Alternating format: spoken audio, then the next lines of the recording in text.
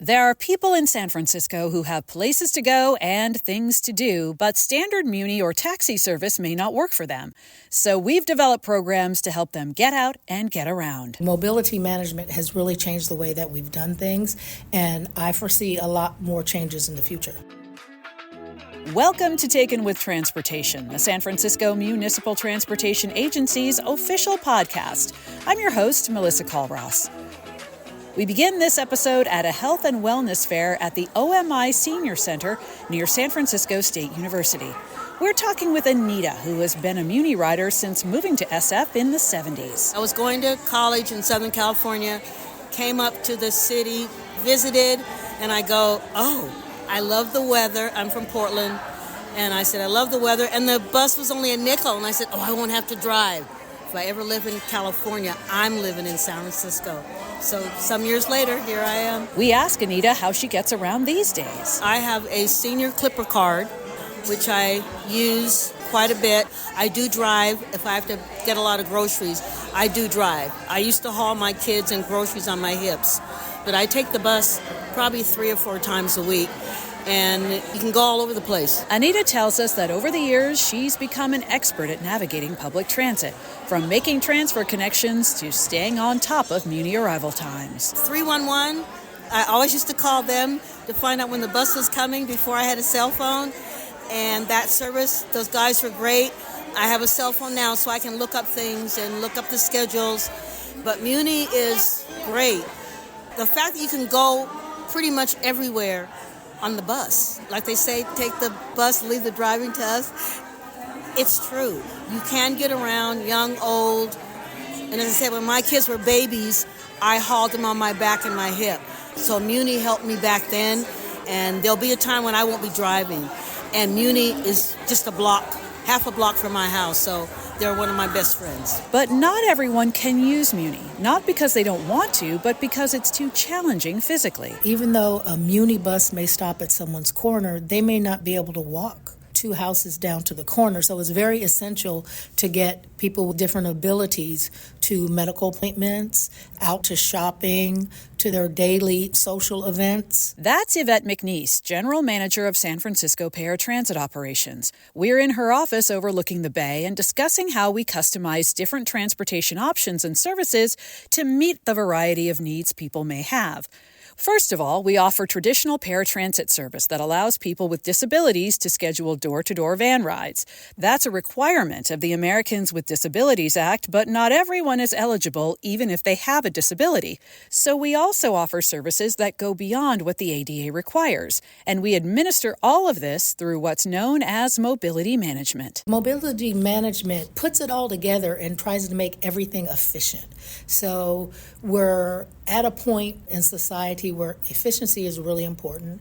It's important for the environment. It's important for those who want to travel. And it's important for the city as far as budgetary spending. So when you have mobility management, you can look at the different aspects. One may be better for one passenger and one may be better for the other. So it gives you a database. It gives you different selections for them to use for transportation. So mobility management has really changed the way that we've done things, and I foresee a lot more changes in the future. Across town from McNeese's office is the SFMTA Mobility Management Center. It's managed by Catherine Callahan. The Mobility Management Center really acts as a central hub for anyone who is curious about services for seniors/older adults or people with disabilities, and the agencies involved in catering to those two populations to figure out what the best resources and the best transportation solutions are,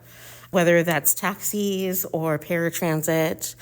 We help people figure out what is going to be the best solution for their specific circumstances and needs. Does the Mobility Management Center have programs for people outside of those two groups? For the most part, we do help and provide services for folks with disabilities and seniors. However, we also interact with a lot of different agencies that connect people to services, or friends and family of people who are looking for any sort of transportation support.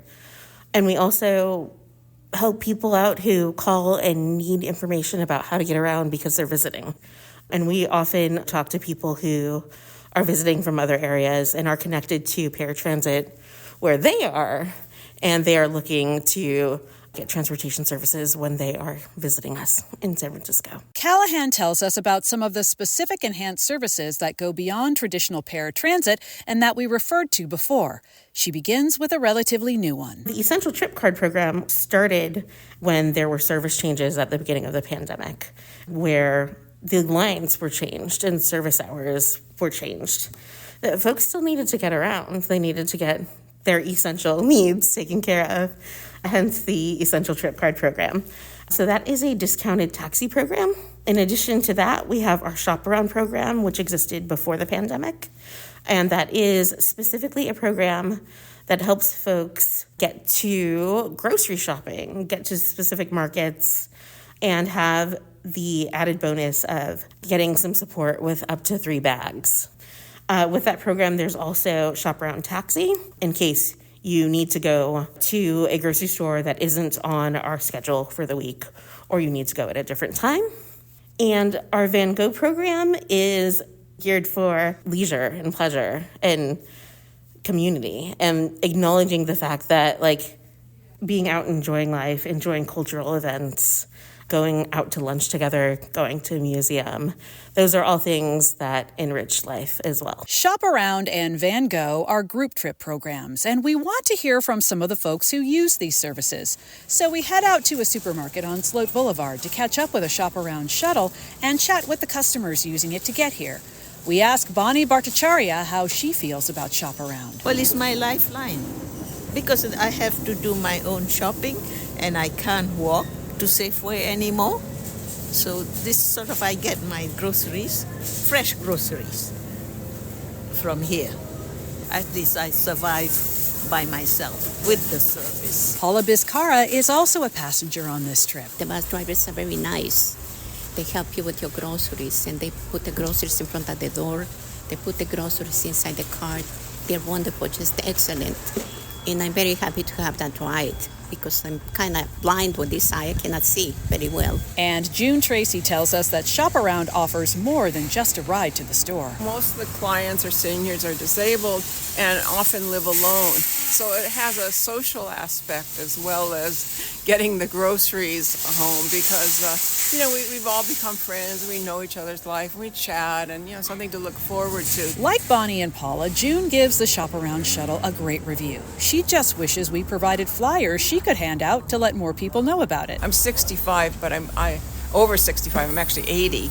But I'm not disabled, so I still use public transportation. And I see someone carrying a lot of groceries, and I say, there's this wonderful service, and I try to write down the number, and But if I had a brochure or something just to hand somebody, like sometimes we've been shopping here at Lucky's and other places, and someone will come up and approach us or the driver and say, oh, what's this service, and tell me about it. So that said, now seems like a good time to talk about getting the word out. Not only about Shop Around, but about all our services. We absolutely need to make sure people know what we offer, and that's where mobility management specialist Aurico Daga comes in. He handles our outreach efforts. As important as transportation is to, live a life and live it fully, it's often something that can be forgotten almost compared to other, essential needs too, like, making sure that your insurance is in check, your Social Security is still coming, arranging your doctor's appointments and things like that. So being proactive about finding outreach is super important, and it is kind of like a central thing in terms of how we plan our outreach strategy. That strategy includes working with neighborhood centers and senior centers, setting up tables at community events, and holding information sessions over Zoom. Daga says the number of outreach events we do varies from month to month and even week to week, depending on what's happening in the community. Oftentimes, outreach opportunities are based on things as simple as weather. There's going to be an outdoor something or other, or even what other organizations and community partners are doing. I've gone out of my way before visiting various senior residences and, apartments and things like that to talk to service coordinators, say, hey, do you want me to come over for a presentation? But oftentimes it's folks that usually find us and say, hey, we would really love to have you come and present to our community here, or even to staff members as well. Like I've done presentations for case managers, social workers, behavior assistants and things like that, just to kind of show them the ropes of just all that we have to offer and how to access it, because it can be quite intimidating at first when you look at it from a fresh view. And Daga makes sure his outreach efforts are engaging and even entertaining, as well as informative. If you're going to be with me for any presentation, I always like to treat it almost like it's a little comedy show, because no one likes going to a presentation with a guy in a suit being very boring. We'll still be learning, of course. My other thing I want to talk about with outreach is that it's something I always love to do, just because beyond showcasing all these resources and programs and things like that to help folks get around town, it's also just really heartwarming to kind of be with my neighbors and community members and kind of educate them about these things, but then kind of also give them like almost a sense of hope when you find resources and you can find things to kind of make you think, okay, maybe things are feeling a little bit off right now, but if you keep trucking along and go into this program and do this, that, and the other, it's going to be better. What about when we have a table at a community event and aren't doing a formal presentation? People are approaching us a lot of the time, just inquisitive about what we are and what we're doing. We got the same SFMTA logos and everything, and we got all the trappings that make us look like any other part of the transit agency. And so, instead of answering their question directly of, what are you guys? What do you guys do? I usually try to flip it back and just say, well, how do you get around town? Do you just ride Muni? Do you drive? Do you walk? And, usually those are the answers, right? I take Muni, I drive, I walk. But then there are other folks that might end up turning to me and saying, oh, I don't do that. I usually stay home, or my friends give me a ride. That's when it becomes a great opportunity to showcase to people like, we all know the buses and the trains and Muni Metro and Muni buses and all that. But we kind of forget that there are other services and programs specifically meant for older adults, people with disabilities, or any person who just might have trouble using the regular buses or trains. Those are always really fun conversations, because I always love to pick and probe at people and just kind of figure out, what are you looking for? What do you need? What do you want? And then it's just pointing them in the right direction. For Mobility Management Center manager Catherine Callahan, her work, including outreach, is a bit personal. You can't tell this listening to it, but I'm a wheelchair user. So even that visual for people when I'm out doing outreach is a way to pull people in. There's so many people who are shocked to even learn that transit is accessible. The assumption is that it isn't. So one of my big joys here is really spreading that word and making sure that people know that there are ways to get around, that SFMTA and the greater Bay Area is doing what it can to make sure that people of all abilities can get around. All of this brings us back to the OMI Senior Center. We've got a mobility management table at the Health and Wellness Fair here, and Aurico Daga is describing the different transportation options to Tina Huang. So you know what? Here, for next time, if you guys want to do a group trip, we have this program called Van Go.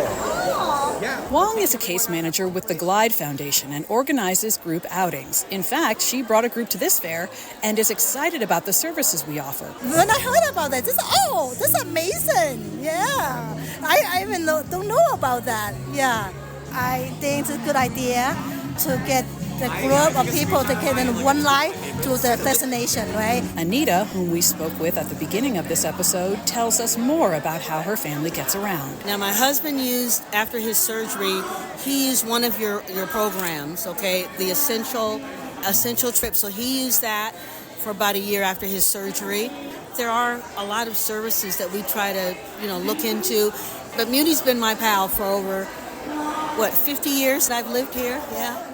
You can help us make the services we've been talking about in this episode better by taking our Accessible Transportation Needs Assessment Survey. Catherine Callahan. It's very brief. I encourage everyone to take it. It's 3 to 5 minutes. You might spot us out in the community. You can also go online on the SFMTA website to take it. And there are paper forms. To find the survey on our website, just go to sfmta.com/accessibility assessment. You have until January 15th, 2025 to take the survey. At the end of the day, all of these transportation services are about people. They exist to help people get around the city, and they exist because of the people who run them. San Francisco Paratransit Operations General Manager Yvette McNeese. In this service, you have to have very caring and compassionate employees, which we do have. It takes extra effort to serve our clientele and make sure that they're okay, because we have to deal with medical emergencies on buses, all different things. So it takes a special person to do the job and do it well. Thank you for joining us on Taken with Transportation. We're a production of the San Francisco Municipal Transportation Agency, and you can find the latest episodes at sfmta.com/podcast, as well as Apple, Spotify, our YouTube channel, or wherever you listen. I'm Melissa Callross. Be well and travel well.